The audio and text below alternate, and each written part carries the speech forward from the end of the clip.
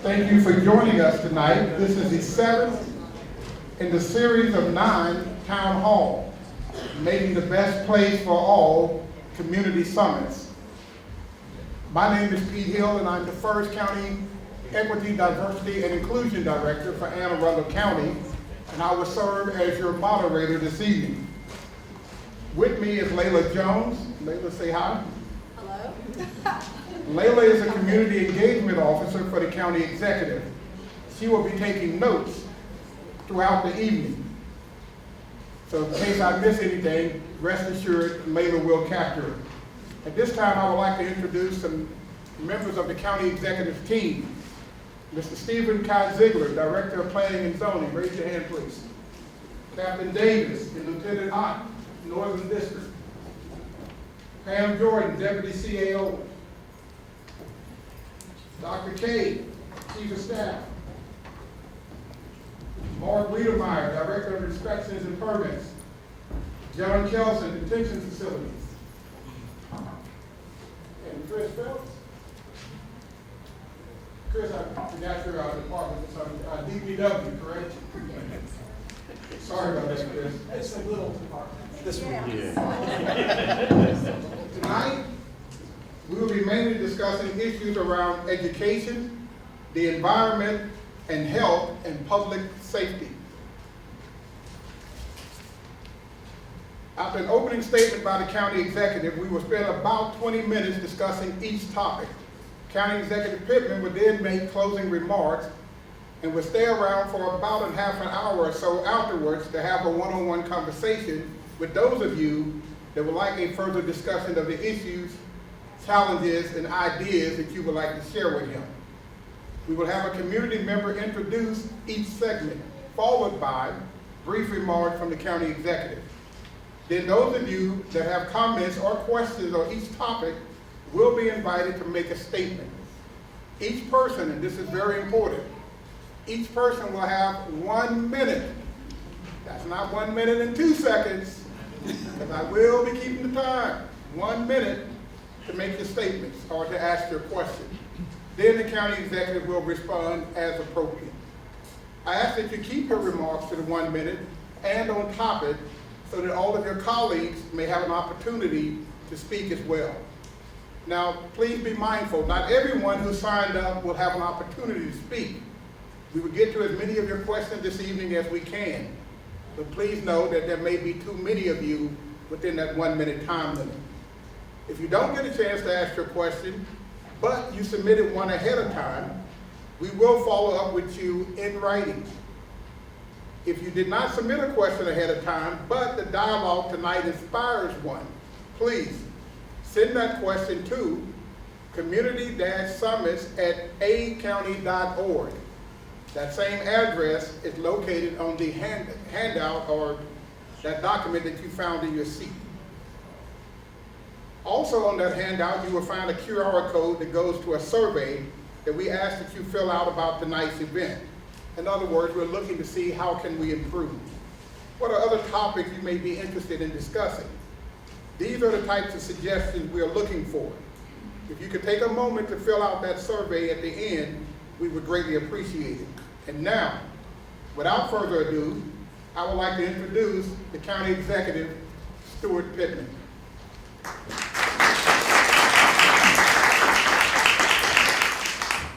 I'm going to stand up. Can you hear me okay? Does that work? Okay. If anybody else got this up here, I'll lower it for you. But it is, first of all, it's great to be here at the Chesapeake Art Center. This is such a great facility. It's an old school that's been put to such great use. And it was great seeing all the parents hanging out, waiting for their kids to get done with their art classes or their dance classes or whatever it is that they're doing in there. And Donna Anderson is here. Where are you, Donna? There you are. I think you'll hear from her in a bit, the director, who just does an amazing job of making sure that this facility meets the needs of the community. So the reason that we're doing these things is that I like to, I guess. You know, I'm the old community organizer who said when I came into the job that if the community's not engaged, then the hard things never get done. And that's been true over the last 4 years. When we have have had to do legislation that was difficult, we always had people mobilized, showing up at the county council chambers.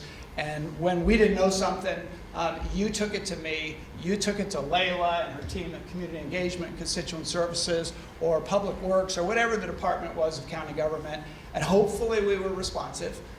Sometimes we actually went out to you and asked you to engage to try to move an issue forward where we needed the support. So tonight's a little combination of the two, I think. Mostly it's to hear from you, particularly about education, public safety, and the environment, but really about everything that county government can do, and particularly county government, because we have some of our department heads here, and we have the team that can take the issues back to whatever part of government it is. But I also wanted to, it's been good for me to do these because I have to do a little bit of homework in advance of each one. So we do 9 of them. And the regions that we do are not political jurisdictions. It's not the 7 county council districts. It's the 9 regions that we created in Plan 2040, which is our land use document, our plan for the future of the county over the next 20 years. And we created 9 areas of the county where stakeholder advisory committees come together and plan the future of the community. And that's really important stuff, and I wanted to do the 9 regions because of that, and because they really are geographically defined by neighborhood more than the others. So I've met with a lot of you. You have great organizations in this district. You've got the Baybrook Alliance, you've got the North Arundel Chamber of Commerce that I go to a lot of ribbon cuttings and events with.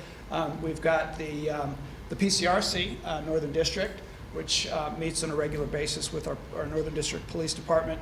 We got the BWI Roundtable, which is a business organization, and then we got the Arundel Neighborhood Association, the Old Brooklyn Park Improvement Association, the Brooklyn Heights Improvement Association, the Arundel Gardens East Improvement Association. I'm going to miss one. I'm going to get in trouble, aren't I? Yeah. The Taxpayers Improvement Association of Patapsco Park, the Pumphrey Community, the North Linthicum Improvement Association, and the Shipley's Choice and Linthicum Improvement Association. And then there are a whole lot of homeowners associations and other groups for specific communities. But I just want to thank you all for organizing, standing up, and making sure that you're heard. So a few good things that are going on in this area I want to just touch on briefly before I sit down and let the questions come. And maybe a few controversial things as well that people might have on their minds that I hope to be able to update you on.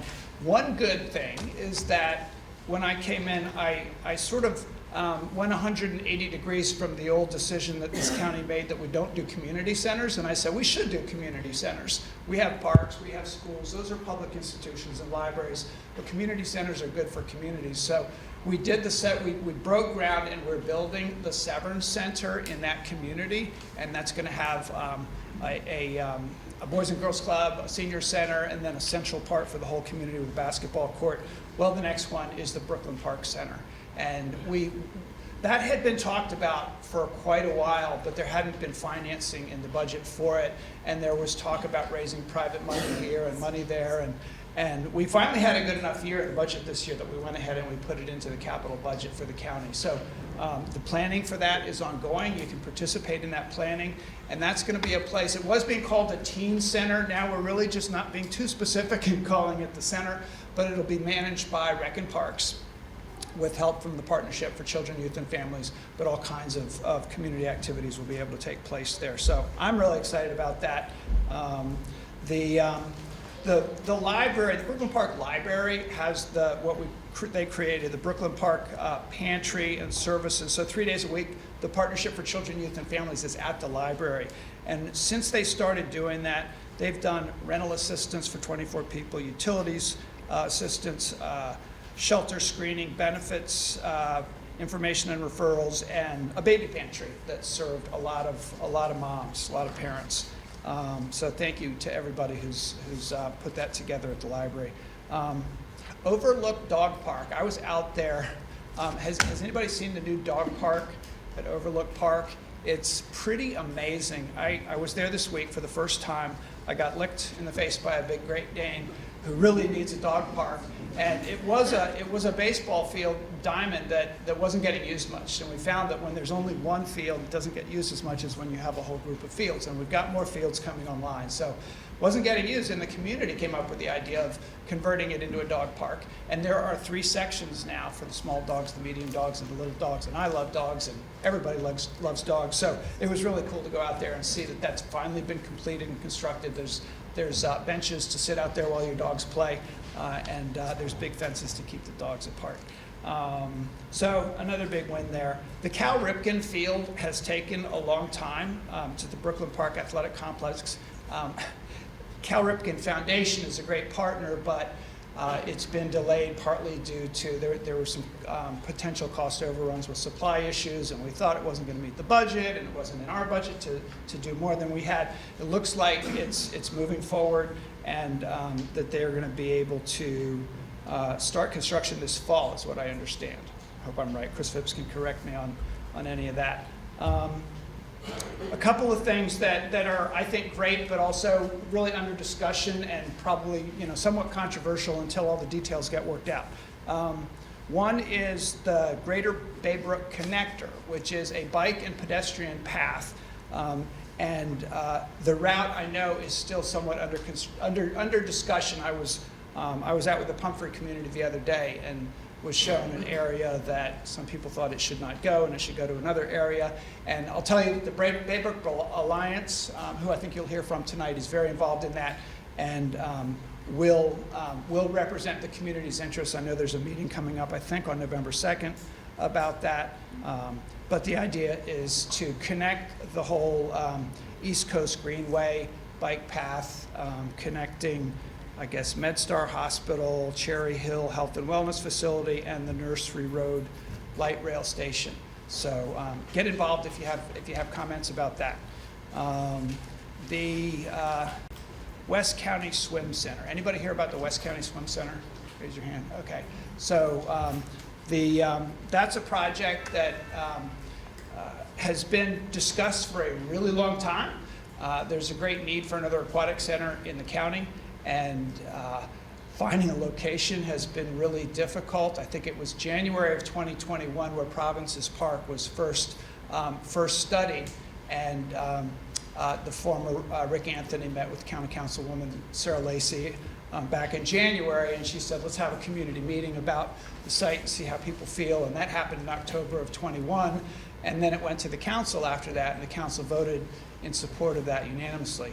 I then went to a meeting recently where there are a lot of people in Disney estates and provinces that are saying that it's not an appropriate use for that site. And so it's already in the design phase because the council approved it and the budget is there. And what's going on with that is that I have asked Rec and Parks and our real estate folks in the county to go ahead and look at some of these other sites as they come up. One of the reasons Provinces Park was picked is the county already owns it, so it makes it cheaper than going to private land, which might add another $10 million to a $40 or $50 million project. So that's going to be under discussion in the coming months. There will be a new county council coming in December, and that is very much something that people should engage in. Probably should have engaged in a year ago before the decision got made after that first community meeting. But the decision did get made by the council unanimously, and so now it's a bit of catch up there. So I know we're going to hear about that, and I'm all ears because I think these things get changed. You can change them until you break ground, and at that point it's too late. And then the last one, I guess there's 2 more. One came up recently to me at a meeting with the Pumphrey folks about really overcrowding at North County School in particular, and what's going to be done about that.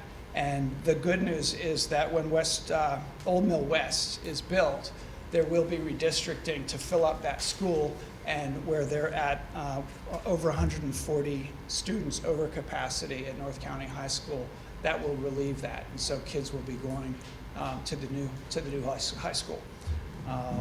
And in general, all of the school construction plan that the county has had for quite some time, it was all put together by a consultant based on where the needs are and where the schools are the oldest. That is actually on track. We've been able to fully fund the school board's budget request for the first time in history this last year, and we're on track. So there will be changes, and as the school board makes decisions about redistricting, of course people will want to engage in that as well. Fortunately or unfortunately, it's not the county council's job, and it's not the county executive's job. It's the school board that decides who goes to school where. So I will stop with that and just end by saying, before I sit down and start with the questions, that the county in general is in good shape. That our fiscal condition is better than it's ever been. Moody's gave us a AAA bond rating for the first time in our county's history after 3 years of partisan sort of bitterness over the budgeting. We finally had a good bipartisan budget this last year. We were able to lower the income tax a little bit, keep the property tax lower, farther below the tax cap than it's ever been, and actually reduce the borrowing that we do in our capital budget because we budgeted conservatively. We put money in the rainy day fund, and that sets us up well for the future. What we don't know is what the economy is going to do, and that can all turn around very quickly, but the county is in good shape. And then on land use, the county, since we have Plan 2040, there has been a lot of community engagement in that process about where development should be and where it shouldn't be, and what do we do about traffic, and how do we start doing more transit to get cars off the road, and all of those issues. I'm convinced that there is consensus among a majority of our residents that we want to protect open space, but we also want to have places for people to live. We also need housing at all income levels in our county, and we want our private sector to thrive. We want our small businesses to have customers to go to them. And if you engage in that small area planning process, the region planning process, when it comes, that's where the more specific decisions get made about where to invest in parks and what to do with transportation, and whether there should be rezoning of any land in the district. So rezoning comes after the small area planning. So all of that is, it all sounds very nerdy and government-y and everything, but it's the places where the residents of the county can determine their future, and I think that's what's important, and it's what makes government work for us. So I will sit down, turn it back over to Pete Hill, who is a very large and strong moderator, and take it from there. No threats intended. I want to thank the county executive for those remarks, and before I get to education, which is our next segment, I did want to recognize two more of our executive team members. Dr. Kali Alan-Naraman from the Health Department is in the house, and Dr. Pam Brown from the Partnership for Children, Youth, and Families is also here. And so, what was that? Do we have any other elected officials? Oh, yes, introduce yourself in the back. Your new senator, Clarence Lamb. So, good evening, everyone. Clarence Lamb, State Senator representing District 12. District 12 now is going to be coming into northern Anne Arundel County. So, it used to represent Howard and Southwest Baltimore counties. So, this is a new area. Looking forward to getting to know folks, see some familiar faces already here as well. So, happy to meet many. Yes, we're lucky to have you. And then we also have former county councilman from District 1 and possibly future county councilman, Pete Smith. Raise your hand over there, Pete. Thanks for being here. Thank you, County Executive. At this time, I would like to invite the Director of the Chesapeake Art Center, Ms. Donna Anderson, to the microphone, who will introduce the segment on education. Good evening. It's really my pleasure to be here tonight and to kick off the education segment of this event. I am Donna Anderson, and I'm the Executive Director. It's, again, a pleasure to have you here for this Region 1 Community Summit with the County Executive. Just a quick show of hands. How many people have been here before? Okay, we got a good crowd. That makes me happy. But just to provide a little bit of background and how Chesapeake Art Center actually relates to education, which is our first topic for the night. We have been our community arts center for more than 20 years. We just celebrated our 20th anniversary last year. Our kind of tagline, motto, mission is building community through creativity, and As you get to see as you walk in, we have education classes going on.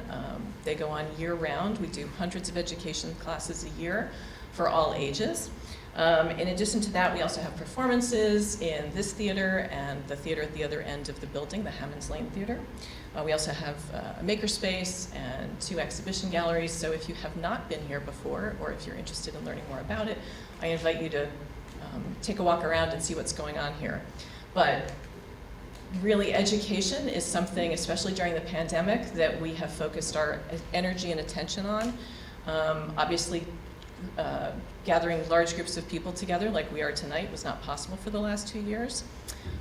So we really kind of went into overdrive and really increased our education programming and our outreach, and continued to offer arts classes both primarily in person during the pandemic. A lot of safety protocols in place. And we are very proud of that, because especially as kids were out of school and having virtual education, it was really important for us to be able to have those connections with students and to be able to give them an opportunity to be in place, in person, and experience with their hands, their minds, what the arts can bring to each of us. So a little bit, while CAC is a separate nonprofit, we also do share a school facility. We are part of Brooklyn Park Middle School, and we do a lot of after-school programs, not only with Brooklyn Park Middle School, but also with a lot of the northern Anne Arundel County schools. Hard to say that fast. And again, we see every day how important access is to education, and for those students to have those opportunities. A couple of the things that, as I was reading through a lot of the materials about education in the last couple of years, that are really important for us is, again, how the county government, the school system, and community leaders collaborated to create things like the Mental Health Task Force and the Opportunity Commission, GAP Commission, ensuring that public improvements to fund schools construction is on track. Again, as a partner with the school, that's important to us at Chesapeake Art Center and for this particular community. And one program that we benefited from specifically was the Anne Arundel Workforce Development Program that helped fund summer interns, because we had some summer interns here through that program, and it really enabled us to, again, continue to put those programs in place and to carry them out with students from the local school system. So I am really delighted to welcome you here tonight and to talk about a lot of issues, but to kick off with education. And so I really wanted to just, with all the issues that are going on, I know you'll probably hear a lot of them from the community, but what might be your vision for kind of the most immediate future needs of education and maybe some of the critical issues that we're facing right now? So thank you. Thank you for being here. Thanks, Donna. Thank you.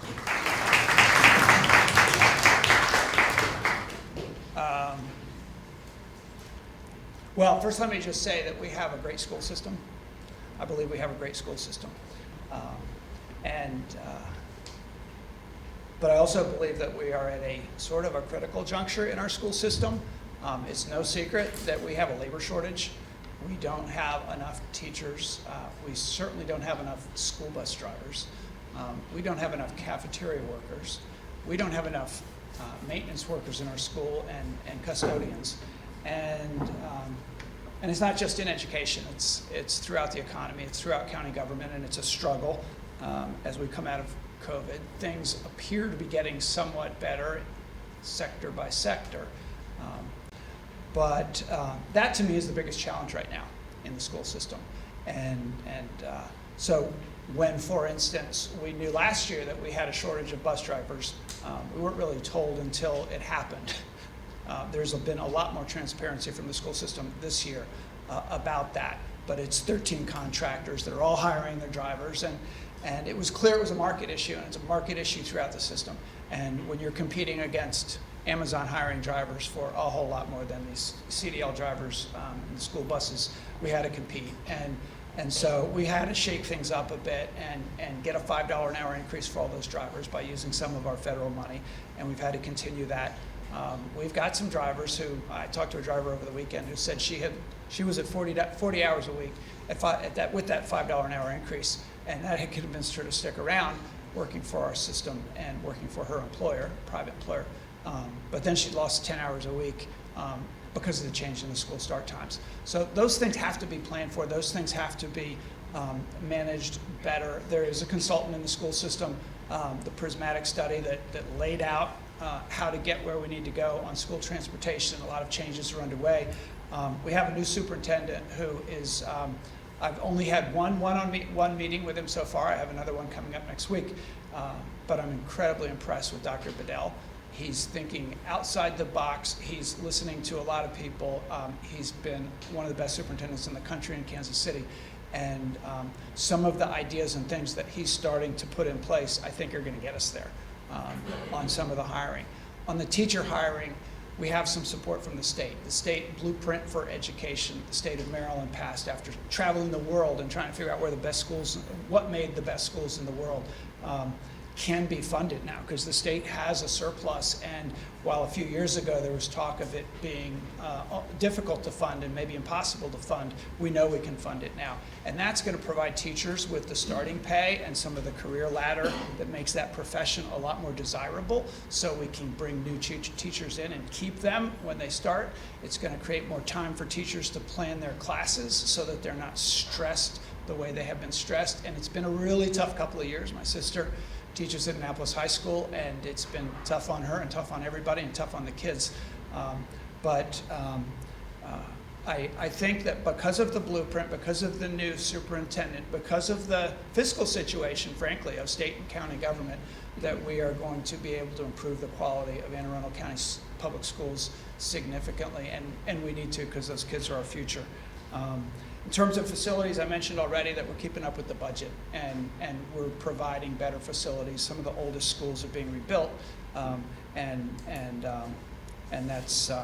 that's important. Over the last 4 years, we've created over 500 new teaching positions and almost 200 special ed teachers as well, and then we've invested significantly in the infrastructure of our schools. So we got to keep supporting them, but I feel optimistic about it. And I do want to say one thing about that. You mentioned the opportunity gap, and then the joint mental health task force between Anne Arundel County Public Schools and Anne Arundel County government, which has a mental health agency. And there was a time when the mental health counselors couldn't get into the schools when there was a crisis, and there was not much coordination between the two institutions, and that's why we created this joint task force. And there are a series of programs and resources available to kids and teachers, frankly, that weren't available before. We have the best crisis response system in the world, where our police officers work with mental health counselors as well, and we've expanded that because it's so darn good. But the mental health challenges of our kids is probably at the core of a lot of our school challenges. So we will continue to do that work with the mental health agency. Are we doing questions now? At this time, we're going to call your name if you signed up. We have at least 2 names on the paper here. We have 2 mobile microphones. So once Layla calls your name, raise your hand and the microphone will come to you. Layla, at this time, please call the first name. Sure. Daniel McGinty, you're first on the list. You checked it off. A question regarding education? Yeah. Honestly, I can't remember which one I wrote. I think my biggest concern as a parent, kind of addressed it earlier, is overcrowding at schools. I have a 10th grader, I have a 6th grader, and in Brooklyn Park there's been an influx of new construction, new housing developments, and there's also a concern of Port Covington. It's coming. There's going to be a large influx of people who are going to look to move into the county, and your first stop coming down Route 2 is northern Anne Arundel County. So I'm just concerned, and my question is, this 2040 plan, what type of outlook do we have to accommodate a large growth within the community, school-wise? With our schools, yeah. Well, I think that the school construction plan with the old mill cluster, there are enough new schools being built and with redistricting, that the planners were involved in creating that. And I mean, we do have the head of plan and zoning here who could speak to this. And I know one of the things that Steve Kaisigler will say is that we have 10,000 empty seats in our school system countywide, which is why, you know, when the redistricting for that cluster happens, it should probably be a countywide redistricting, so that we're using the seats that we have. And it can change fast as communities age, which is why redistricting has to happen sometimes as well. But do you have any comments on the growth that's projected? Sure. Steve Kaisigler, you want a microphone, or? Yeah. So the county executive's right. The acoustics are pretty good here. So he's correct. We've been averaging about 11,500 vacant seats for the last 20 years. And one of the things that we're embarking on to try and improve things is we have what we call a public schools adequate public facilities work group that's been meeting for about 2 years. We're at the stage where we're going to be drafting legislation for the administration to consider and for the county council to consider that, I'm going to say, better moves or allows our existing facilities to be better utilized so that student enrollment is more balanced in the county. Did anybody get to see the Capitol today?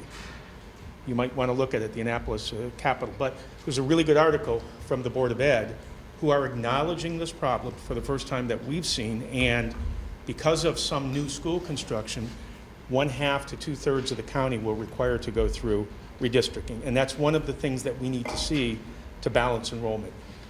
High school here is a little bit above capacity. The middle schools are good, and you have a number of elementary schools, 2 that are over capacity, but about 6 of them that are under. There is enough capacity in the schools, in the school system, the feeder system here, to move those kids around where there shouldn't be overcrowding, other than the high school.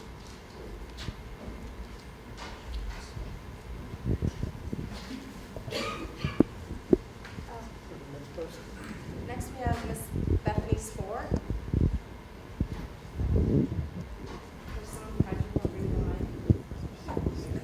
Hello, my question, you've already elaborated on it a little bit, it's about transportation, buses, safety.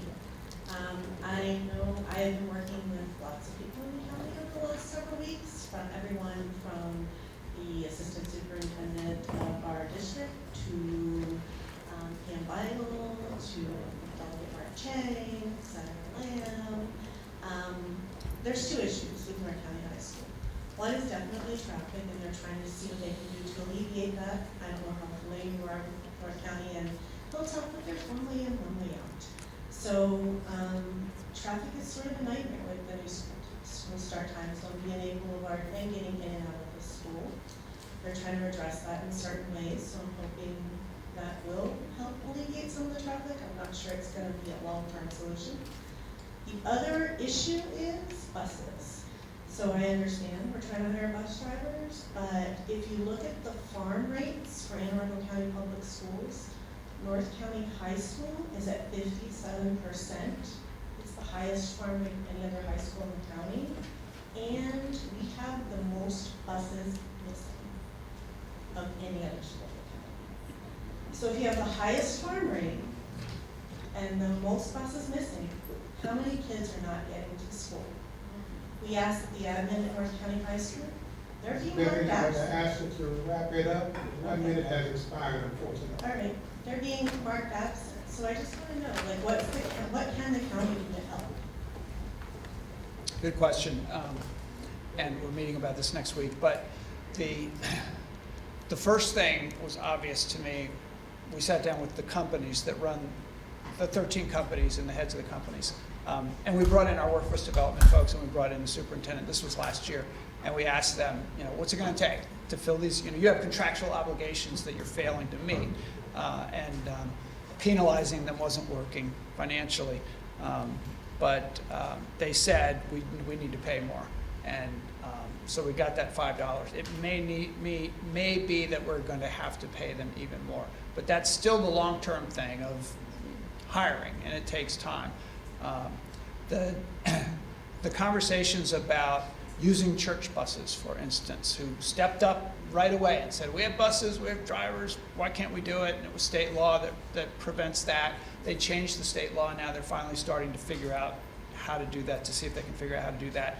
Smaller vehicles, so that you don't have to have a CDL license, and the school board has 6 of those on order they're waiting on. I think they've gotten a few of those, but that's still a small part of the solution. I believe that the money that isn't being spent right now in the school system to pay teachers, bus drivers, others for work, should be spent compensating parents, particularly low-income parents who are driving their kids to school and missing work as a result, and that they have to figure that out. So I know that's a conversation that is being had. Helping to coordinate carpools is something that the school system is helping with somewhat, but what they say is that works great in the wealthier neighborhoods, but it doesn't work great where parents are working 2 and 3 jobs and may not have reliable transportation. And then when they tell the company owners that they need to do the farm schools first, the company owners are saying, well, A, it's not in our contract to do that, and if I tell a driver that they have to leave one area and go to another area, they're going to quit. That's the kind of response that they're getting. And so it's to me, I was terrified that this was going to be the way the school year would start, and that it was going to impact those schools at a higher rate than the schools in wealthier neighborhoods, and that's exactly what the hell is happening. And it just happens over and over again throughout the school system and throughout county government, where we talk about the opportunity gap and how the kids who start out in neighborhoods where they don't have good housing and where there is trauma, whether it's from violence, whether it is from poverty, whatever it is, they go in and they're not ready for kindergarten and they're having the toughest time. And then now you add on to that, they also can't get to school. It's a pretty unfair system. And I think Dr. Bedell is aware of that. We're aware of that. And the state is finally waking up and becoming aware of that. We didn't get much help from the state the last year in terms of changing the laws, because they control all the school transportation laws and how it's all regulated, or much help. I mean, some states were sending in National Guard. So I think we're going to have a partner in the state in the future that's going to be more responsive, but it's unacceptable. The only good news I can share is that attendance rates in general are at about 94%, which is about where they usually are. Somehow most people are getting to school, but parents are paying the price, I think. All righty, thank you, County Executive. We will now transition to the topic of environment and health. To introduce this segment, we have the Greater Baybrook Alliance Director, Ms. Meredith Chapin.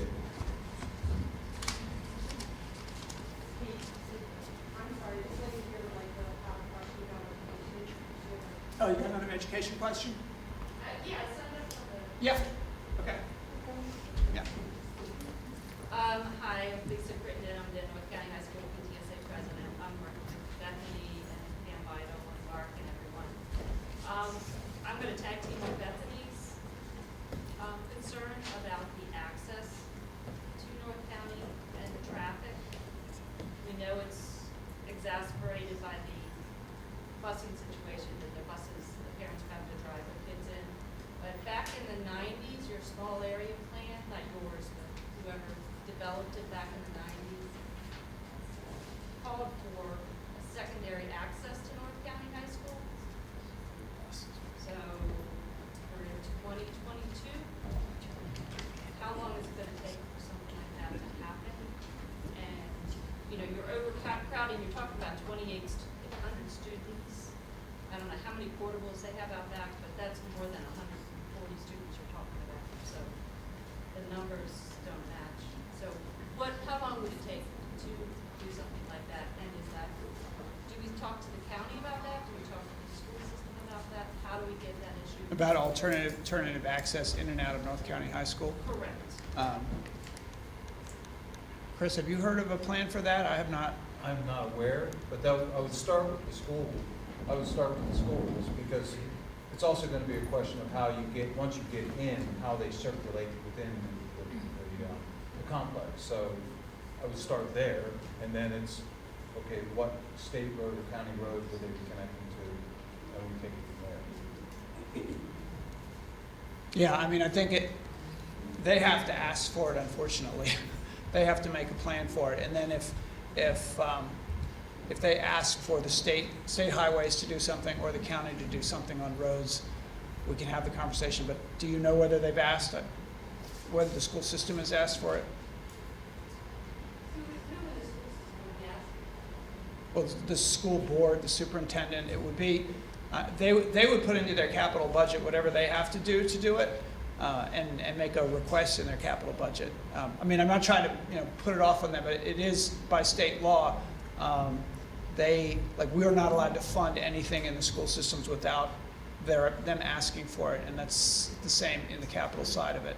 But I'm happy to, this is new to me. I did not know that there was a proposal from the small area plans to do a second access, and I'd love to look at it and see whether there's a way forward. I mean, I can push from my end.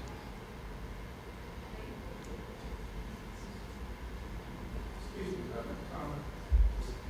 Relative to this issue, 9 years ago, my son was a senior at North County. I was a director until recently at BG&E. I got the access approved through that right of way like we did for Old Mill. I took it to the Parents Association in the school and went to the county turned it down. They would not pay the road. To take a loop, bring the buses down through the right of way underneath the BG&E transmission lines. I'm just saying, it's there. So it was approved or at least the concept was studied. Yeah, okay. All right. And I would start with BG&E. Layla, what's your name again? Jerry Schmidt. Okay. Let's make sure we get the history and whatever plans there were and see if we can revive those. And okay. Yeah. Mr. Meredith, do you want to come to the microphone, please? Thank you. We're now about to talk about the environment and health. Thank you for having me. I know I'll be short because I know education is so important, and public safety is up next and also a critical issue for the community. But I do think that the environment is really important to the quality of life in this neighborhood, and I want to be an advocate for that. So I'm Meredith Chapin. I'm the Executive Director of the Greater Baybrook Alliance. We are a community development corporation, and we're focused in Brooklyn, Curtis Bay, and Brooklyn Park. And so we work collaboratively with residents across the city and the county to drive reinvestment and equitable development and empower residents for change in this neighborhood. We've received very generous support from the county executive and from Arundel County to do the work that we do here to add to the vibrancy of the neighborhood. In the last year, we've had some, I think, really big wins here.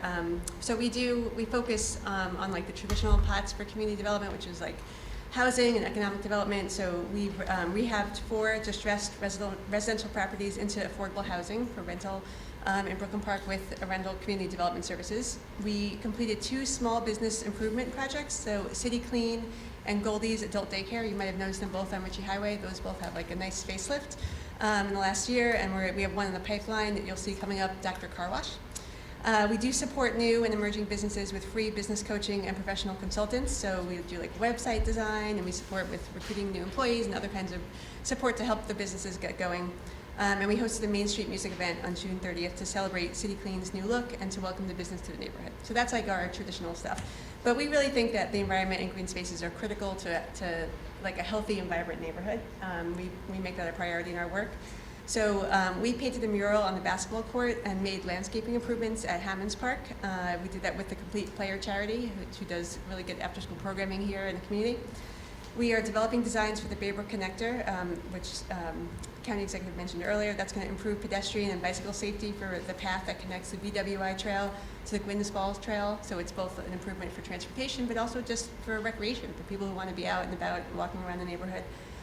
We just received a grant from Chesapeake Bay Trust, so we'll be planting at least 25 trees to improve stormwater retention and to increase shade along Church Street and then also in Riverside Park.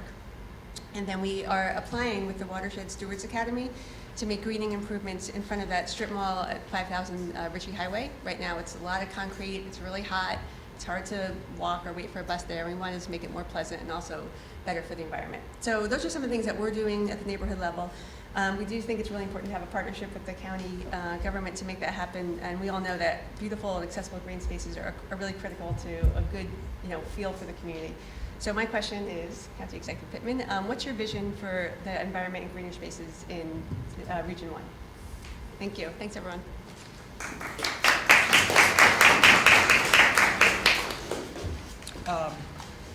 So if you've never heard of a community development corporation, I just want to tell you that we don't have many of them in Anne Arundel County.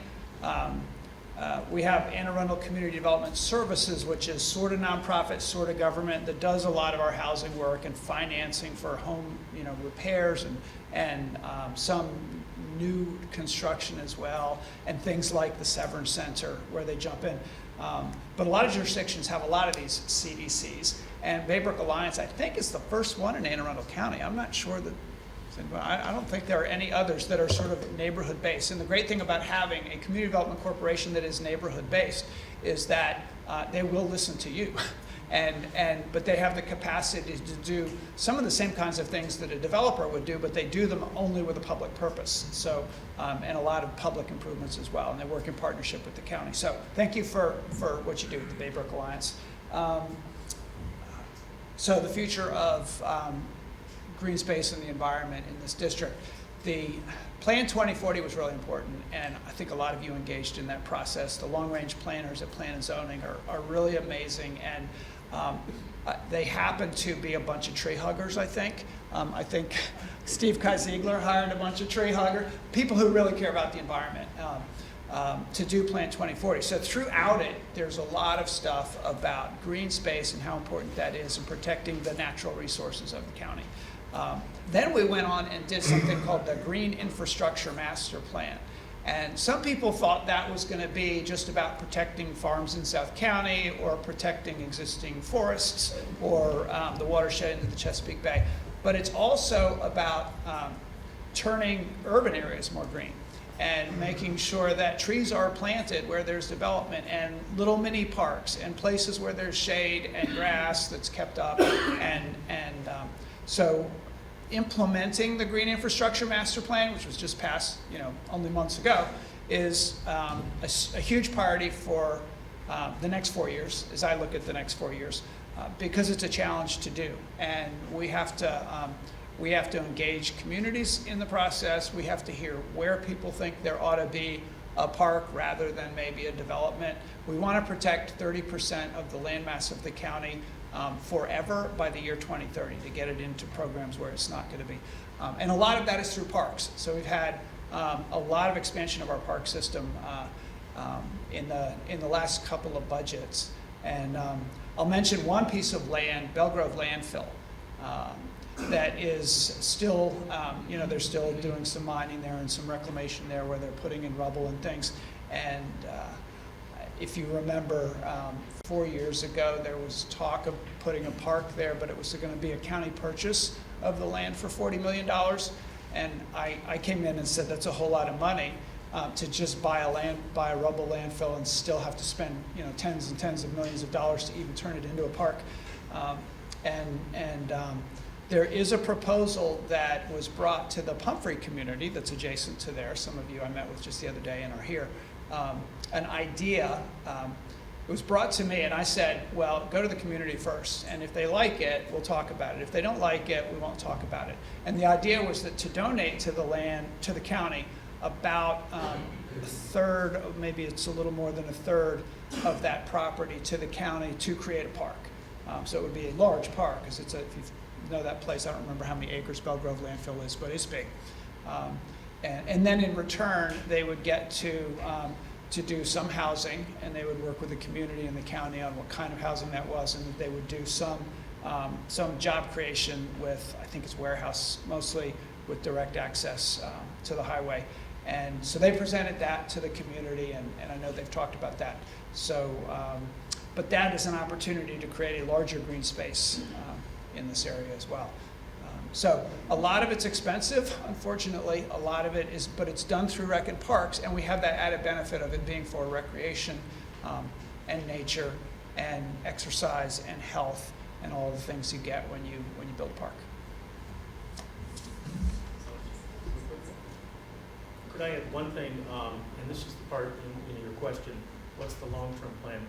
County executive talked a little bit about Plan 2040, and then following it, there's a refinement planning process in each of the regions. There's 9 regions. This is number 1.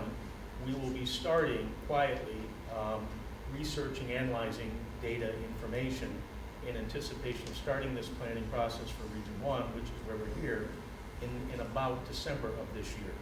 So, and it also goes to the other question of things that were in the small area plans that didn't get implemented.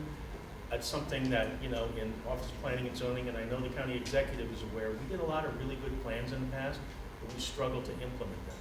That's a huge lesson for all of us for moving forward in the future. When we do make a recommendation that comes out of a stakeholder advisory group, we want to be able to do something with that that's positive. The other thing that will happen, as also the county executive said, is at the end of each of the region planning processes, there will be a comprehensive rezoning component. The intention is to allow the stakeholder advisory committee to make whatever recommendations they want. We may have a companion set of recommendations that may or may not differ, but this community in a very short period of time is going to be asked to engage in helping to plan for your future in a much more refined way. I have one minor correction. You said the county struggled to implement them. I would say the county didn't even try to implement those plans. I was being nice. And that's one of the reasons I ran for office. We had these beautiful, in 16 areas of the county, these small area plans that residents had come together and created. And of course, they're not perfect, and you can't implement everything in a plan. But I know that there were county council people and county executives and a fair number of developers who were building things, and even people maybe in your job, Steve, who laughed at them and said, you know, put that on the shelf. You know, we went through the exercise, made everybody happy. Now let's just go about our business and take that greenway and build a housing development there. And it happened a lot. And so that's why these plans they happen before comprehensive rezoning. So you cannot do the comprehensive rezoning in any community of the county without that stakeholder advisory committee driven region plan. And so get involved in that. They will make sure that you have an opportunity to get involved in that. They're doing some in some regions right now, and they're important. At this time, if you signed up to speak for environment and health, Layla will call your name. You will have 1 minute to speak. All right, I'm looking for Miss Linda Davis. Ms. Linda Davis. Thank you. My question is about health, and I attended a conference on mental health and racism on August 26th, and I heard Dr. Kalyana Rahman say that there's a 15-year life expectancy difference between Brooklyn Park and Arnold. And I received a pamphlet on my property tax bill that says 18.3% of the county budget goes for public safety, and only 1.6% of the budget goes for health and social services.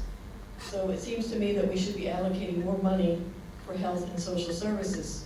So I would like to know what your administration is doing to eliminate the life expectancy gap here in Brooklyn Park. Thank you. Good question. And there will be more data on that coming out soon, thanks to Pam Brown and the Partnership for Children, Youth, and Families and the Community Foundation. Every 3 years they put out a thing called Poverty Amidst Plenty, and they look at data like that, health data in particular, by geographic area, and it's true. So what we have started to invest in ways that we never did before, and I think the pandemic drove us to do this when we saw that people were living paycheck to paycheck and then falling through the floor when they lost work for just a few months, and then they were in the food distribution lines. And so we started putting more money into eviction prevention and Anne Arundel Community Development Services, and started to talk openly about the fact that we need housing that's affordable for our workforce, affordable for our residents, and we created a thing called the Housing Trust Fund. We seeded it with $10 million of our federal money, and that will continue. And while I'm a tree hugger too, but we need to deal with this housing crisis. We don't have housing that's affordable, so people come here to work, and then they live in conditions that are not conducive to health. And that's, I think, housing, I think, is the core issue in what you're talking about in those health outcomes. And in addition to that, when we look at the opportunity gap and all of the factors that impact, the condition of the kids when they get to kindergarten, where we're trying to increase kindergarten readiness, it's also transportation and having a public transportation system. It's obviously having clean air, but it's also, frankly, is also public safety because when there's trauma and there's violence in a community, that is a health impact as well. So they're all integrated. But I agree with you that we need to do more in the health and human services end of things. One of the reasons that number is lower is that more of that money does come from the state and the federal government. So there are programs that don't show up as county spending there, but we don't invest enough. And anybody in those agencies can tell you that when we came in, I said, be creative, think big. You guys have been under the radar for a lot of years. Let's do more. And we have a whole team of amazing people that are making sure that we do more. So thank you for that question. Lady, could you please call the next person? Sure, Mr. Jake Tanhill. Mike will be coming towards you.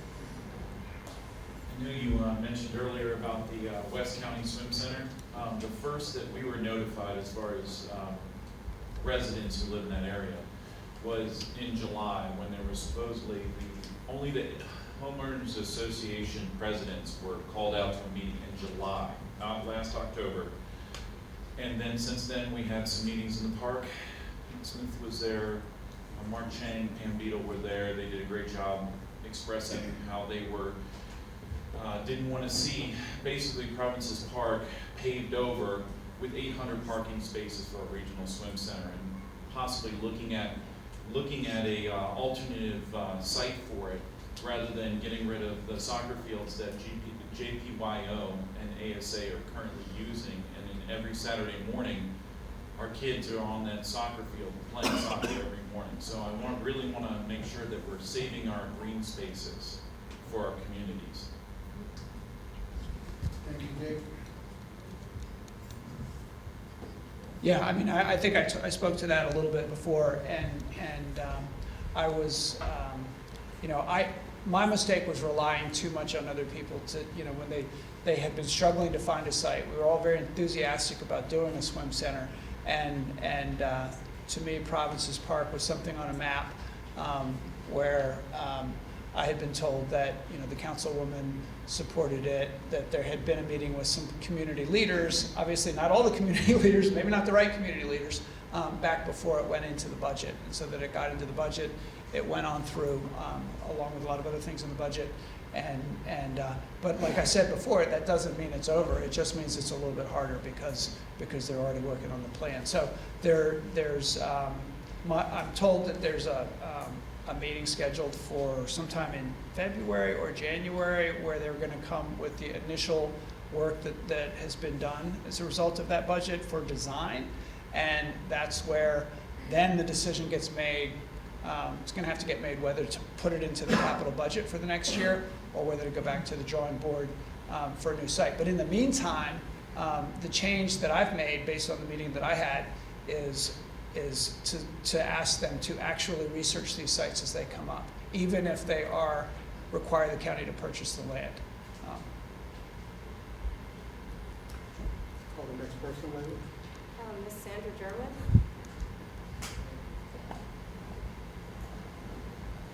Okay, I'm going to go back to the school issue. You just heard about North County. You've also heard about the traffic on B&A Boulevard. You've also visited Cromwell, where the shopping center's dying, problems with the light rail.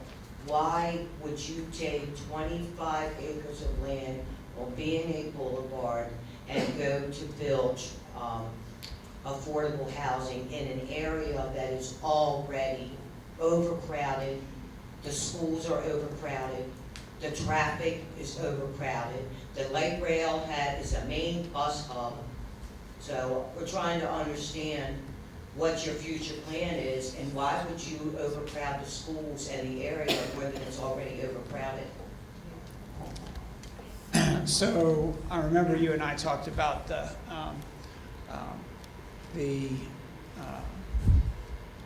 business sector and their struggles up at the Cromwell station. the numbers of vacancies of the Cromwell Station Mall, and we met with the up at Dunkin' Donuts with the owner there about whether or not revitalizing that area would be a good thing. And revitalizing that area would mean to build some stuff. And my view of it is that if you take a train station that is not being utilized much, and where it's a scene of crime because it's so vacant, there's not many people around, and you can get away with stuff, that revitalization is a good thing. And with revitalization for those businesses, people help too. So you always do a mix of housing and commercial when you do that, and so a group of people got together in Glen Burnie and created the revitalization committee, and they identified that parcel of land and said, no, it should not be the place where they repair fire engines. They were going to create a maintenance facility there. It was county owned, but in fact, that was an important part of revitalizing Glen Burnie and the B&A Boulevard, and that they would start there. And we bought. I agreed with that. Bought into that proposal, and. But when you do development, which the failures that we've had in the past is doing the development without the planning for the infrastructure. And so that's why it can't happen without the schools being ready for it, without the roads being ready for it, without there being parks in the area and all of the things that make it possible to have good quality of life. So that's the idea, and hopefully we end up with a walkable corridor. It's right there on the B&A Trail. There's potential for it to be good for the community, I believe, and that's certainly what the committee and the Glen Burnie Improvement Association thought. So.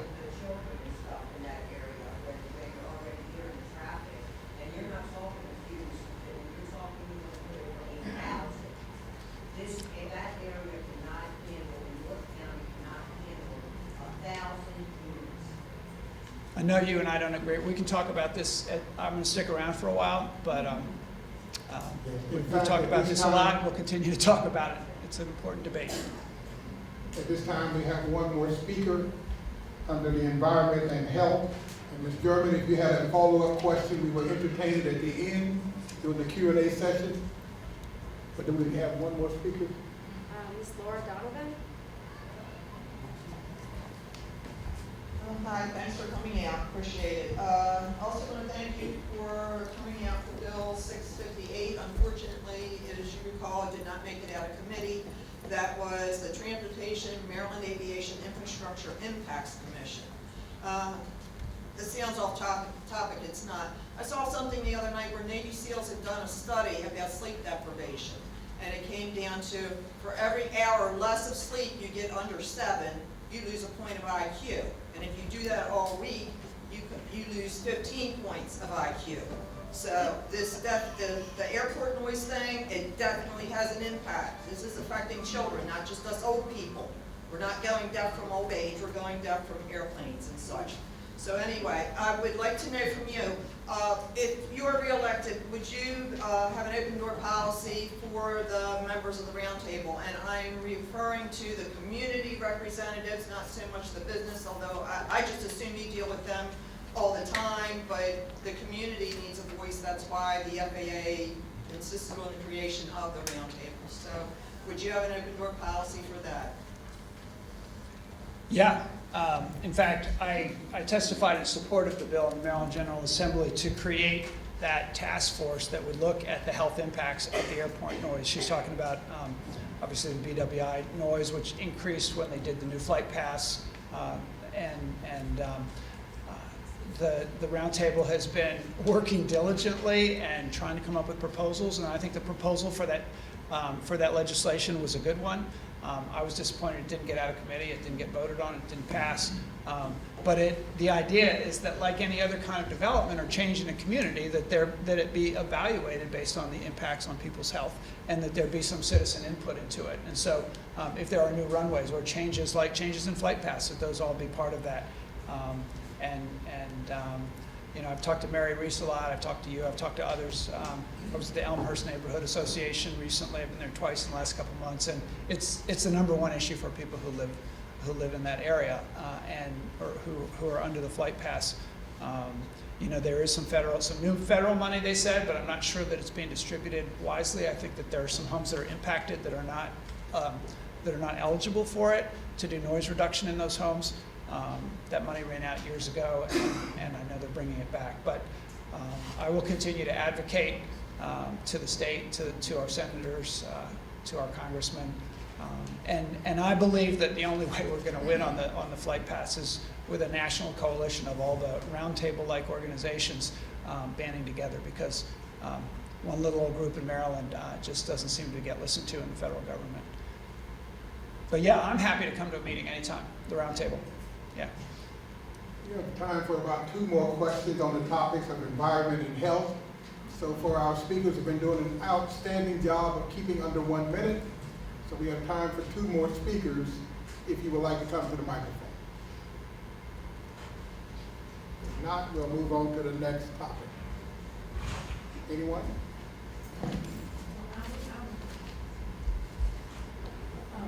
Bring the mic to you, man.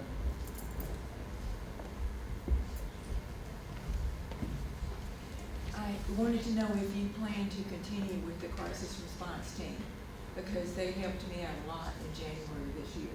Continue with what? With the crisis response team. Oh, absolutely. Good. Yeah. I'm glad to hear that, because my roommate died. I was in Ferndale for six and a half years, and my roommate died, and the house was full of EMTs and Arundel County Police Departments, and the 2 ladies from the crisis response team were very helpful to me. And my roommate's family really appreciated their efforts, and they were as nice as they could be and very, very professional. And the thing is when people do this work, the Anne Arundel County Police Departments, I was a mess, and the police officer got me in touch with my roommate's brother, and I couldn't even talk. I was just babbling. And the lady on the 911 call, she was really, really good. And his family was very impressed with the work they did there. That house was full of people, and we were just a mess. And I cannot say enough about those 2 ladies from the crisis response team. And I do hope you'll continue that. Oh, can guarantee that. In fact, thank you for thanking them in your time of need. And I'm sorry for what you went through, and glad that they were there. It happens over and over and over again, whether it's a fire or whether it's a shooting or all kinds of or an opioid overdose. It can be anything. And sometimes it's a situation where the police officers need to be there because it's a public safety issue.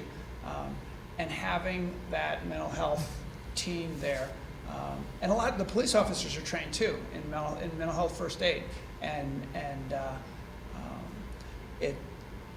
There's a reason why they went. When I said they were the best in the world, I wasn't kidding. There's an organization that ranks them globally. Crisis response teams in Anne Arundel County won the award for the best global crisis response team in the world. I think it's 2 years ago, 2 or 3 years ago was I think the second year. And then when there was some funding challenges from state funding, because they were funded in part by that, we immediately stepped up with additional county money, and then we stepped up the next year when we had some additional reserves, and we expanded the program because the warm line that gets the calls that generate some of those visits, the numbers have been going through the roof. It's no secret that the pandemic has been a huge stress on a lot of families, and the calls have increased. And then anytime there's economic turmoil, calls increase, and so our crisis response teams are the best in the world, and they spend a lot of time training other jurisdictions in how to do it. But we'll keep them going forever. Thank you, County Executive. At this time, we're going to move on to the topic of public safety. We will now transition. Can I just say one more thing about that? I was at a conference put on by the health department this week for behavioral health providers, and they are supporting one another because their work is so difficult. And one of the challenges with our crisis response teams, our mental health agency, and all of the agencies and providers is there aren't enough people doing that work. So like teachers, that's an area where we need to make those jobs attractive to the workforce and get more people doing it because we need more. Thanks, sir. We will now transition to the topic of public safety. I'd like to invite Ms. Sharon Kite, President of the Old Brooklyn Park Improvement Association, to the microphone to introduce this segment.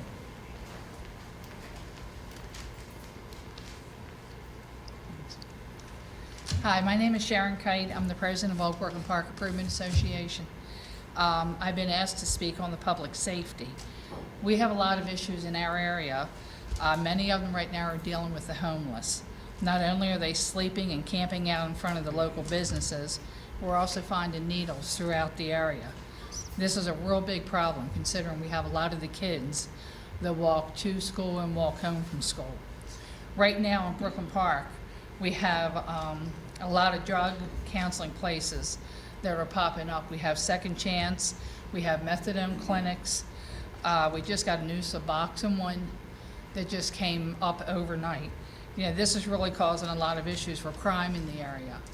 I do realize that Mr. Pittman has increased the number of police officers from below 700 to over 800. He's helped to increase the pay for the police, the firefighters, the teachers. Having spoke with him several occasions over the telephone, I've left messages and he's called. He's really helped with the rodent program, which was excluding Old Brooklyn Park. After speaking with him, we do now have it in our community that they are coming around. But the problem we have is a lot of the homeowners won't let them on their property. We're not going to solve anything if we kind of can't get everybody to work together. I feel that he really has taken the time to work with the communities and to listen to all of our concerns. I've had several phone conversations with him myself on issues. He's come to several of our association meetings and private meetings before we even met with the association to discuss issues. I do want to hear what his vision is moving forward to solve some of the issues that we have with the homeless and things of that nature. Thank you.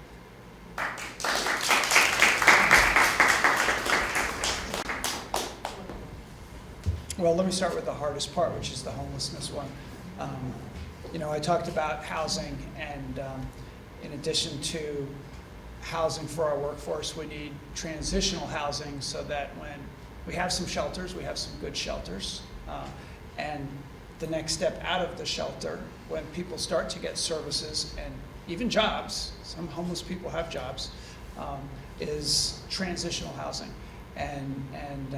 So Anne Arundel Community Development Services has been, and the Housing Authority have been really smart about how to do that. There was a period during COVID where our shelters couldn't even have people in congregate housing. And so we rented a hotel, a motel, and we didn't tell anybody where it was, and nobody complained about it. But there were services there, and folks who would otherwise be in shelters were in that hotel, and that went on for a little over a year. Now we've purchased a building that will be transitional housing where people will be there for a year, wraparound services, and hopefully move on to permanent housing. Permanent housing being the challenge to find something affordable.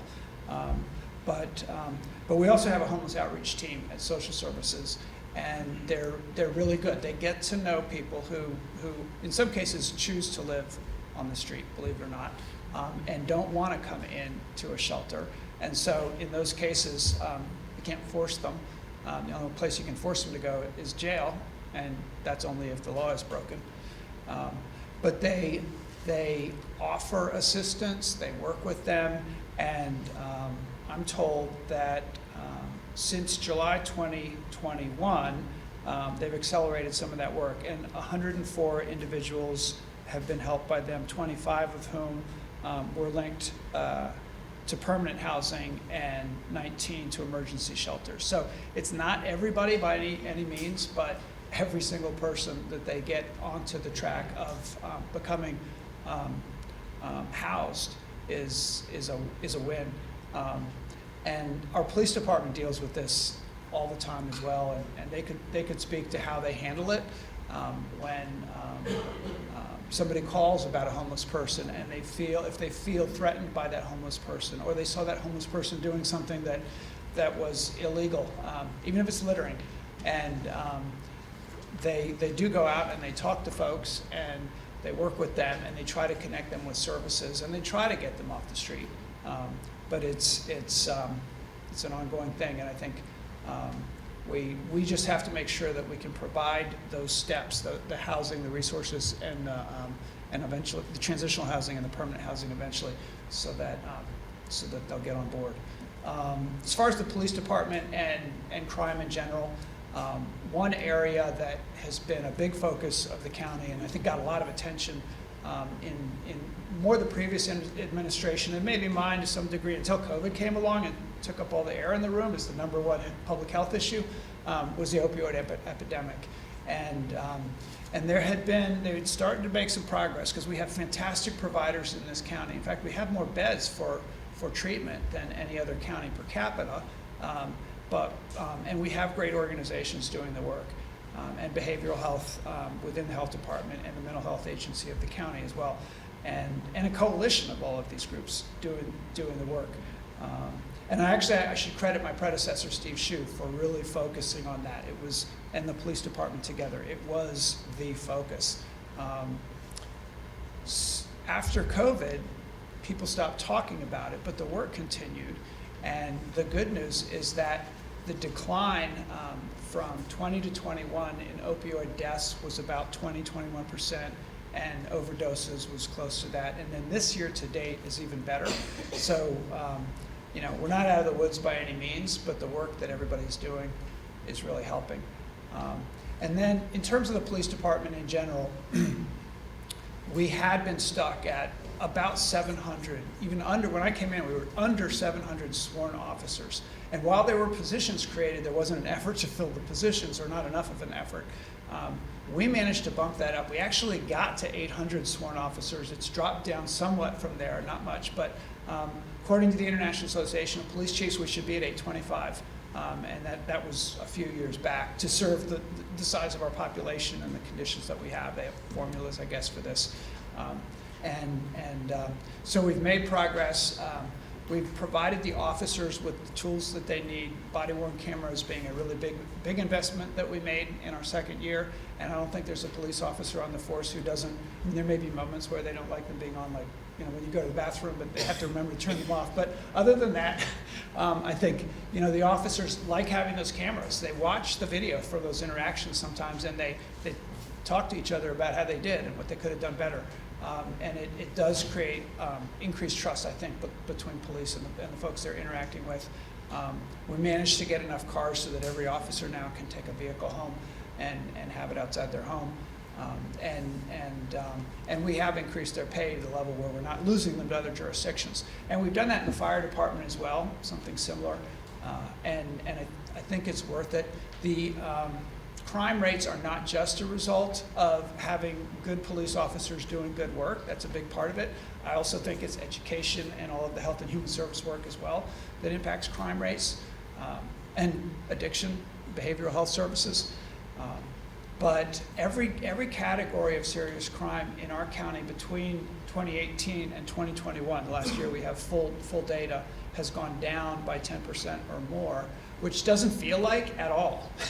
It always feels like it's going up. But we're the only jurisdiction in the area where that's true. And in part, I credit it to the great work of the police department. And our chief, Amal Awad, came in and said we need to have a whole bureau of community policing, and she's elevated that work. And the Northern District is here, always here. Rebuilt a basketball court so the community could use it. We were involved in that just recently, and really is making huge efforts to connect with folks in the community. And they are the front line of county government. They are out there, on people's worst day, and helping people get through tough times. So I think that's a part of why the numbers are down. But we just have to continue the good work and the good training. Believe it or not, we've been together for almost 90 minutes, an action-packed session. Right now, I want to call to the microphone those of you who signed up to speak on public safety. Ladies, if you could please call the first name. Sure. Mr. Lawrence Blevins.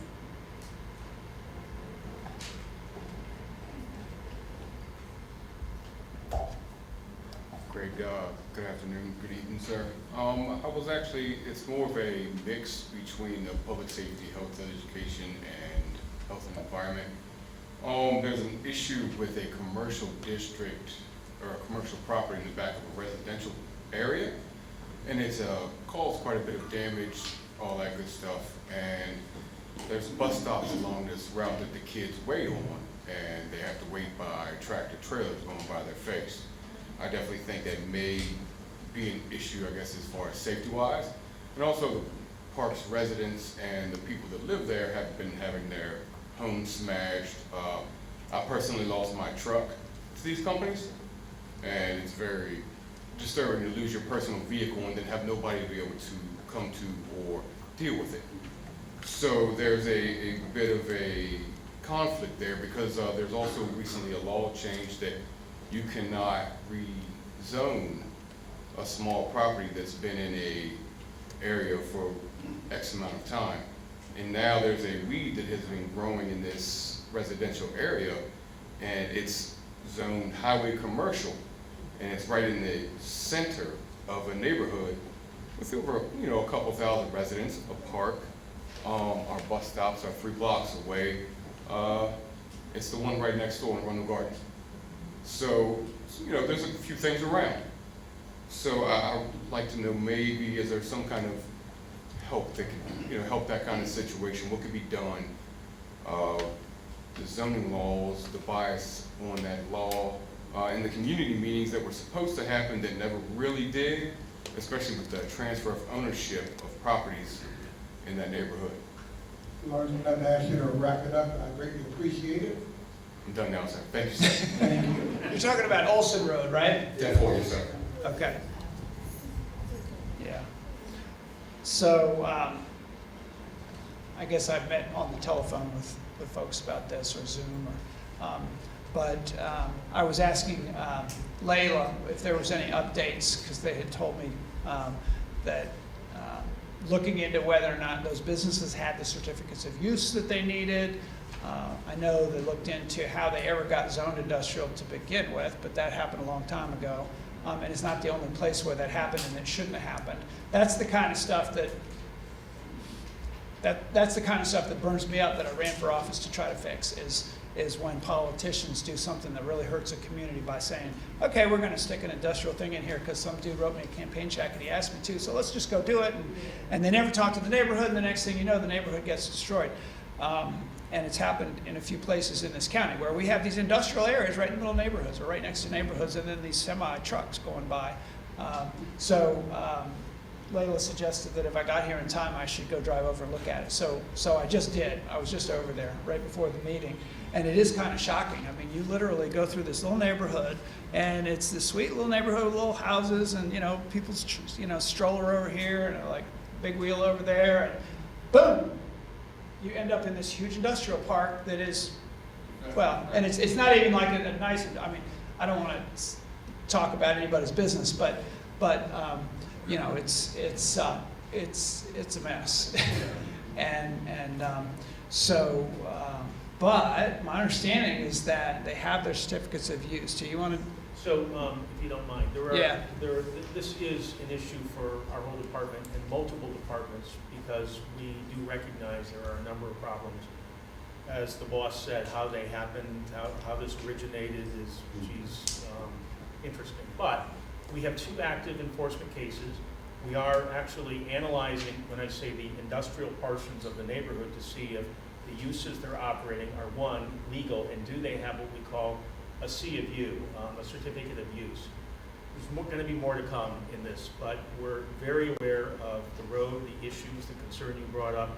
If you want, I can give you my number, but we're already in communication through our zoning enforcement group.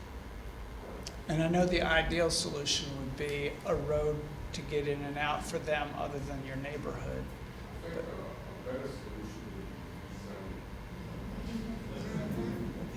Yeah, well, when I hired this guy, Steve Kaisiglo, I said, what do you think about down zoning land? Can we do that where it makes it, and he said, well, you will spend a whole lot of time in court and we'll probably lose most of the time. The owner will usually take you to court when you do that if you've taken away the value of their. We can't zone the use out of existence because they've been there for quite some time. However, what I see on aerial photos is the intensity of the uses is extraordinary. And that's where we're going through determining whether or not is it legal for them to be there with the uses they currently operate. And there's going to be more to come on that. We're still analyzing it because it's not a teeny weeny area. No, sir. You know, 80 acres, and I'm pretty strict with engineering. And the backside of it also is kissing the 895, which will kind of, when you kind of like, it's going to really push you in a hole if you try to go on the backside, which I think would be a better idea. But on that same token, it's definitely, then you have the Archdiocese, then you have the State Department, and there's a lot of people that are butting up against that. And then the new owner is steadfast on expanding and building, and you're going to pack this small neighborhood with that. It's literally about a third of the size of the neighborhood. We get that. We've done a similar thing in Jones Road. We just got into it 3 months ago. We identified a number of enforcement problems that cleaned up, is in the process of cleaning up sites. By cleaning up sites, making sure that they adhere to the law, they don't have as much truck traffic because they're following the law. We're in the earlier stage of doing that with Olson Road, but we get it, I promise.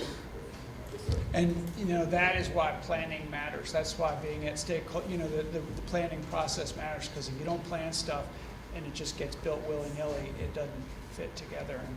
And semis going by your house that close, not good. So I'm sorry you're having to deal with that, but we're Before on we it. take questions from the audience, we want to be respectful of the people who took the time to sign up. So Layla, could you please call the next person Sure. on the list? Miss Addie Fenwick.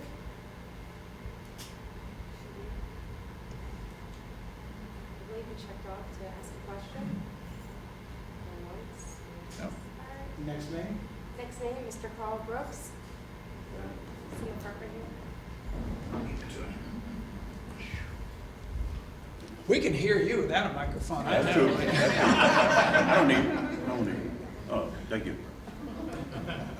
What you was talking about the Anne Arundel County Police Department, and I was going to speak on it in that manner, but since I am president of the PCRC, I'll go that route. The problem we have right now, and I met the lady in the back, she mentioned that when you go to Annapolis with a bill, I got 58, almost 59 years of experience of working with this and working with the Anne Arundel County Police Department. It's hard for us to get something in. Mr. Landback has 1 vote, and we send a delegate, we only gonna get 1 vote. Baltimore City gonna vote us out one way or the other. You go out here to the street and go 2 miles down the road, you would think you were in a jungle. That's how bad they have gotten. We gotta forget about waiting on Baltimore City or any one of the counties. I think we need to take a lead, and the county executive or members of the county council draw up a bill saying that that 4-wheeler and that other bike are not allowed to run them down Richard Highway and all through the parks. Anne Arundel County Police, them guys is waiting to do their job. But when the citizens come to the meeting and they'll say they don't care, no, I got too many years of experience in doing too many things with them. They do care. But you take the handcuffs, I'm talking about elected officials, that not necessarily mean you, but you take the handcuffs off and you've handcuffed the officer. Turn the officer loose. And we have what we have in Anne Arundel County, the right thing. We got a state's attorney, I've been knowing for 25 years. She'll do the job. We got very good judges. I know most of them. They'll do the job. I'm hoping the county executive does his and put a bill in that we can eliminate all these problems we have. As you know, when the election come up, that crime bill or the bill with legalizing marijuana, and I got a book on it right here. It's all wrong. 18 states have failed with legalizing marijuana. But that's another issue of another time. Thank you. I told you you didn't need a microphone. Well, we have our Northern District Commander here, and could you particularly speak on the dirt bikes and the 4-wheelers and the way people can, we got a new program where people can take pictures and send them in. How's everybody doing? Does everybody hear me okay? It's very hard for me to stand behind a microphone. I'm kind of like Chief Allett. We both kind of get out in front of the podium and kind of walk around. So real quick, I'm Captain Timothy Davis. I am the Northern District Commander. I've been on the police department for 22 years. Northern District is home for me. I started my career here back in 2001. I was a detective here. I came back as a platoon lieutenant, and my career's come full circle, and I've gotten the opportunity to come back here as a district commander. I don't want to leave Northern District. This is home. I love every single community leader we have in here. I can tell you, Ms. Sharon, Steve Kuzer, Sandy, who am I missing? Who else is in there? Any other community leaders? The support they give me in my Northern District office, is that somebody else? Right. So the support my community leaders and my community have given me since I've been here as your Northern District Commander has been off the charts. I talk to Ms. Sharon once a week. Mr. Carl, this guy gave me a police officer of the year 21 years ago, and it's still on my desk at home. Everybody in here has gone above and beyond to support our police department, especially here at Northern District. And why is that important? Because community engagement. We're not going to get anything accomplished unless we work together. And I can tell you, we have passionate community leaders, and you have a passionate leadership team out of here at Northern District. With that being said, I want to introduce Executive Officer Travis Ott. I've known him for my 20 years. He's been here 16 years. John Mahaffey was my executive officer. He was up here for a long time. He's getting an acting captain opportunity down there at the Police Training Academy. It's a well-earned opportunity. He's on the list to get promoted, so I'm hoping that happens within the next couple months. But they gave me a selection of any lieutenant I wanted, and he was my #1 pick. So Travis Ott came over here out of our Western District. He's been on 16 years, and I want to introduce Travis to you. How you doing, everybody? It's nice to meet everybody. The last 3 weeks I've been kind of learning Northern District, getting out of the Western mindset. I've met a lot of folks, had coffee. It's been great. It's fun meeting North County and getting used to everybody. And my door's open. Come on up to the station, introduce yourselves if you haven't, and looking forward to this new adventure. So we're talking about the dirt bike issue, right? So I get lots of phone calls from community leaders. So and the first thing is like, when you see them, can you chase them? I can tell you right now, and it may not be what you want to hear, but we are not going to chase people on dirt bikes. But I like to give the why, okay? It's dangerous for everybody. Not only is it dangerous for our officers, it's dangerous for the community, it's dangerous for that person that's on that bike, and it's dangerous for those kids walking to school or walking home or the kids in the community, okay? So I can tell you right now, as the district commander of Northern District, we are not going to be doing that. That does not mean we're not going to do anything, I can promise you that. All summer, we had incident action plans in place, and we're still working on this. I have a detective signed to dirt bikes, and what we do is we have a portal here, a new portal here in Anne Arundel County, where we need feedback from the community. We get pictures, we get videos, we get information. It can be anonymous, but when you send all this information in, it comes to one of my detectives up there at Northern District. And why is that important? It's photographs, it's video. We can take that information. I can tell you, our Northern District detective team are some of the best detectives here in the county. And I have 9 detectives back there that do a wide range of investigations. I have undercover officers, I have undercover detectives. I've got police and community together detectives. I have a ton of resources up there to solve crime. This officer who does these dirt bikes has identified a lot of people in dirt bikes, and then we go out into the community and we charge people with these crimes. But how do we do that? There's many different resources. We put the helicopter up, we've had undercovers out, we had dirt bikes going down the road, the officer sees them going, our helicopter follows them around, we find back where they're going to, and we start identifying people. So why do I tell you that? There's many different resources we have at our disposal that we can identify and charge, and we've made progress. We're actually working with our Eastern District. They're having a similar issue over there, so our detectives are working together. We've identified multiple people doing this. Listen, have we solved it 100%? No, we haven't. But I can tell you we're making progress, and I can tell you why I'm your district commander, and I'm hoping that's for the rest of my career until I retire.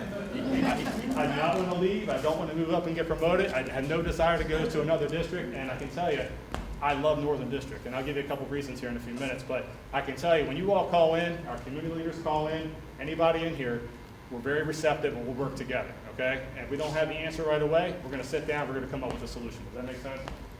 All right. With Northern District, I can tell you, I want to say 2 things. I know the county executive brought it up. We have a basketball court up there. I wanted to touch base, and the county executive talked about it real quick. So when I got it signed up there about 1.5 years ago, that basketball court it was overgrown. We had weeds everywhere. The county executive, Layla Jones, I can tell you, Layla Jones, we talk like every day. That basketball court, me growing up, I grew up in Lansdowne, right across in Baltimore County. And I used to play basketball. And my parents would say that basketball court kind of kept me out of trouble growing up. I was up there every Friday, Saturday, and Sunday night. So when I came back as a district commander and saw it overgrown, I'm like, we are going to rebuild this basketball court. And then we started clearing it out and doing all those type of things. And I can't tell you, the county executive, Layla Jones, North County STEM students, they came up and helped us out. Over the past year, the county executive and the partnership from the community, we've rebuilt that basketball court. Now, there's a vision with it. So if you go through there, you'll see it. We have brand new backboards, we got lights up, we got a brand new court, and we're launching a leadership through athletics initiative out of there. And it's something that's dear to my heart that I wanted to do. And what we're going to do is not only is it for the community, there's a lot of people using it already, but we're going to partner with our kids in the community, our children. Why? Because they are the future of this county. And when we meet with them, not only do we do basketball, do we do soccer, do we do futsal, we have an outdoor movie night that's coming up. When we do these type of things, it's all leadership driven. We talk about unity. We talk about community partnership. You'll see that at the end of the basketball court. You talk about integrity. You talk about all these things that we have. We give the kids a shirt. We talk to them about these things. We have fun. We teach them lessons, and then we close out with leadership. We just did one up in Steve Kuzer's neighborhood up in Overlook. So not only are we doing it there, we're expanding that out in the community. I can tell you, we're not going to see the impact of that today or tomorrow, but I guarantee as we move forward over the years to come, and I'm retired, I'm in Florida with my fiance, soon to be wife next year, but you're going to see the impact down the road of those type of things that we're doing. And I can't tell you enough, for the support of the county executive, Ms. Layla, all our elected officials in this room, our community leaders, I can tell you, the support everybody gives me, I thank you. So hopefully I've answered some of your questions and given you some of our vision out of Northern District. Before you leave today, I will make sure everybody has my county cell phone number. You can contact me anytime. If I don't pick up, I will call you right back, I promise you. Okay? Thank you. A round of applause for the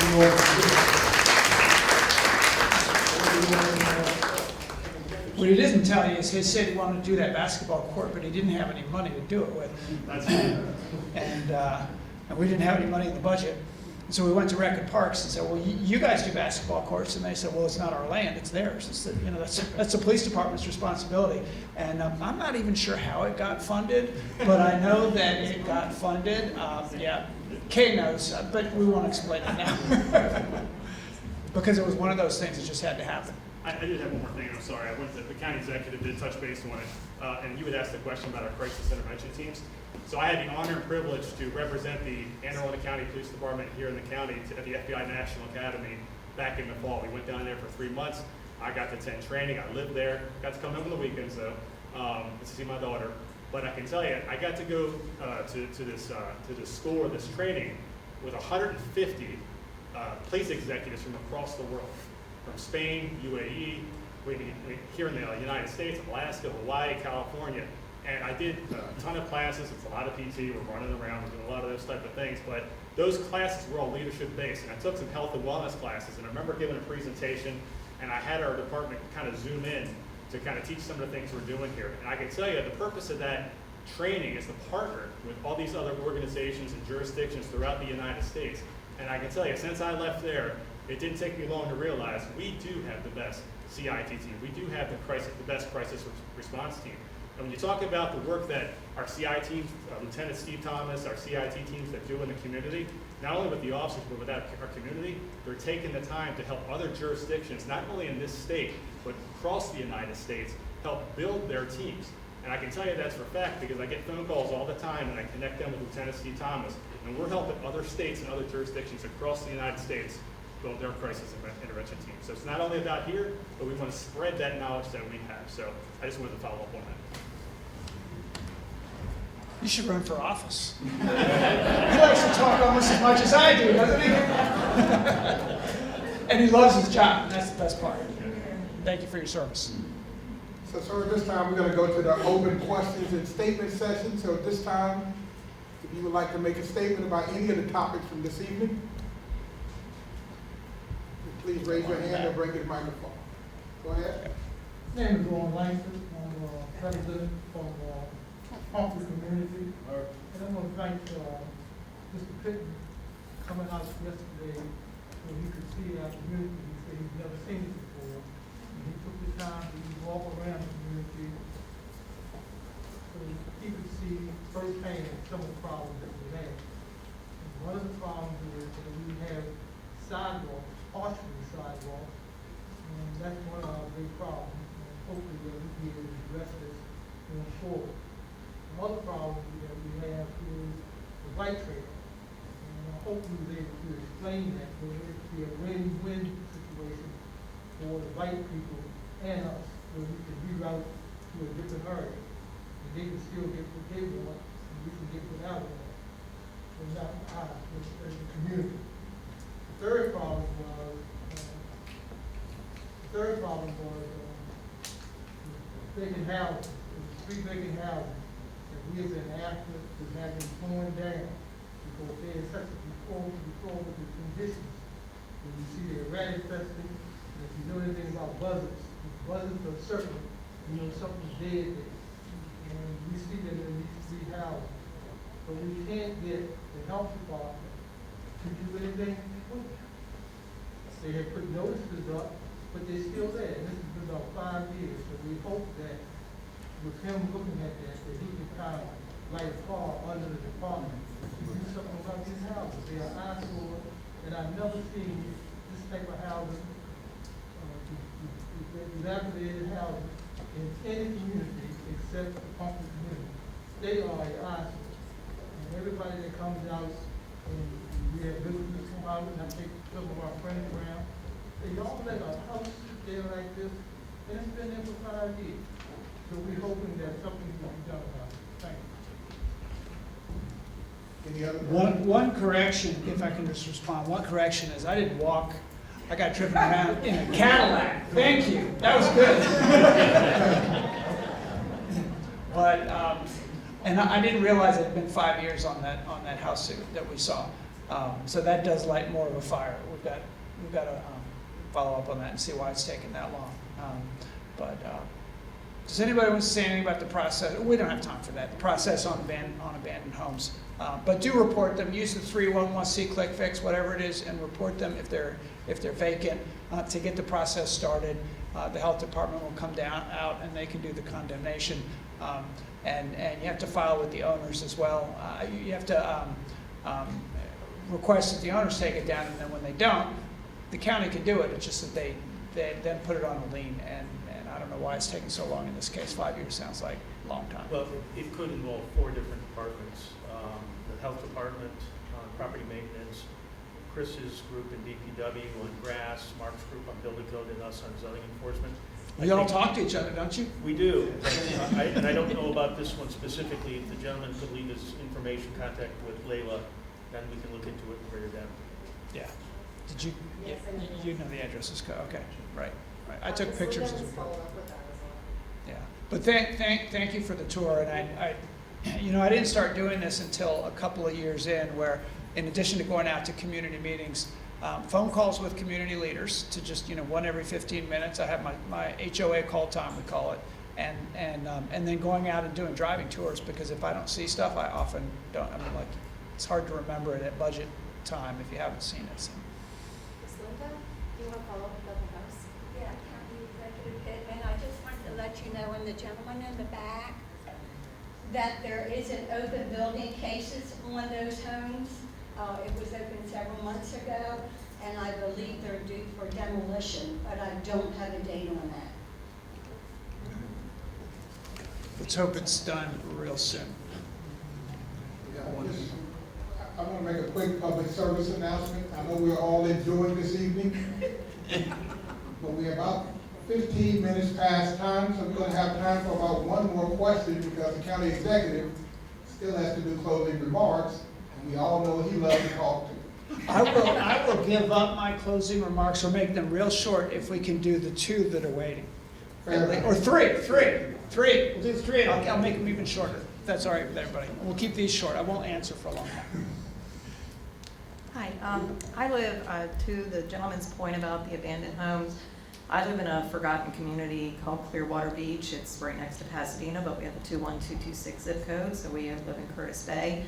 Lovely waterfront community, and we have many abandoned homes. I have called numerous times and emailed, and I don't get any reply.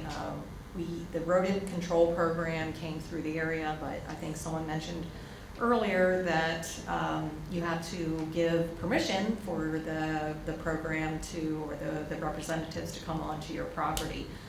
So the folks that have the terrible looking yards and the abandoned homes, they're not giving permission for these representatives to come onto their property. So I just need to know, what else can we do as homeowners in this community to address these abandoned homes? Does anybody know the answer to that? If they're, to be able to do the rodent control if the home is vacant, is there a way to do that? Is it not possible? So we do need permission, we can, but if there's a vacant and there are rodent issues, then that's a citation issue. So I can follow up with you afterwards about that. And for anybody else who wants to follow up about vacants, we can do that as well. But I understand your frustration. I mean, we know it's there too, and we want to treat it. Two more questions. Where were you? Raise your hand. They're pointing at each other. Oh, right here. Hello. I'm Carol from the Harbor Valley Community Association, and I have two quick topics. One is the concern about the bike trail that they're trying to put in to connect Cherry Hill, Brooklyn, and Curtis Bay to Brooklyn Park. I'm concerned about the spike. I've talked to many residents in North County and Brooklyn Park particularly that are concerned about the spike, potential spike in crime. So my question is, how do the police address issues from the crime that comes over to the city, because they're different jurisdictions? And I've asked for crime reports from the city, from those areas, and I can't seem to get them. So I just wanted to see how they deal with crime that may spill over and maybe from Brooklyn Park go into the city. And then my second topic is the trash that's really bad on a lot of the ramps in our community. And I would encourage you when you leave here, I don't know how you're getting home, but if you get on Ritchie Highway and take the 695 ramp to get on the 97, it's horrendous. The trash is horrible there. So is there an issue with trash pickup that it's lacking lately, or you can speak to that? Well, it's supposed to be getting better. There's this clean sweep program that we just launched about a year ago with state highways, where they go in and they try to do an area and get it really clean, so people will think they shouldn't throw trash because it's a clean area. And then Public Works goes in the county roads that are around that. But we have to tell state highways, you have to tell state highways, and keep complaining, because it is somewhat complaint driven. And then Chris? I will pass that on to the district engineer, the 695 ramp. And I do see that a lot on ramps. And I'm not sure if it's just the vortex that's created when trucks are going around ramps or cars, or it's just a convenient way of somebody just tossing something out of the car because nobody's looking.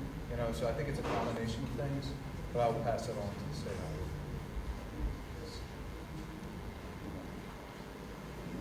And then can we get a real quick answer on the cross-border stuff with Baltimore? So anywhere here in the county, but specifically here in the Northern District, we got a great working relationship with all of our surrounding jurisdictions. So sometimes we have a crime that occurs here, it might be related to a crime in Baltimore City or Baltimore County or even Howard County. We work together. So our detectives talk with them daily. We have emails that we share daily. So that communication is always happening.